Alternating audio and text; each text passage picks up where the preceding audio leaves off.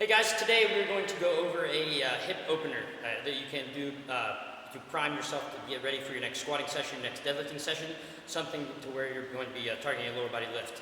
Or you can just do this maybe after workout just to work on opening up some stiff hips. So if you got some stiff hips, or you feel like maybe you got some restriction in your hips, or maybe you have like a pinching in the front of your hips when you're down in deep squat position, this one's going to be for you. So you can do this one of two ways, just without anything, just totally body weight, or if you want to add a little weight to this to maybe add to that range of motion, to that stretch, you can do it holding a kettlebell. But I'm going to get in a kneeling position.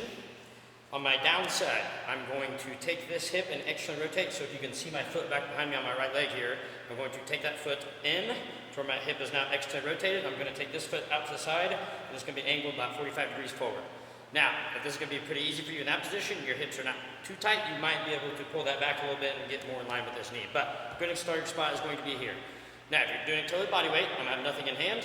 I'm going to make sure this knee does not cave in or dive in inside the toes. I need to track even with the toes. I'm going to keep my torso nice and tall, stand up tall, get my hips forward like I'm trying to squeeze my butt next to my hips. And all I'm doing is dropping my hips down, keeping my torso tall until I feel a stretch through my adductor on this outside leg, and maybe even a stretch through the front of my hip on this down leg. Hold for about anywhere from 5 to 10 seconds, worth a couple slow, deep breaths. Shift back up and reset and go again. Now, if you want to add a little more to it, let gravity assist a little bit. I can take a kettlebell, pink, blue, maybe even yellow, but it does not need to be super heavy. Hold it here in front, still work out staying nice and tall. Get that knee pulled out to the side, and then drop the hips down again in that same movement and hang out for 5-10 seconds at a time, and then return back to top.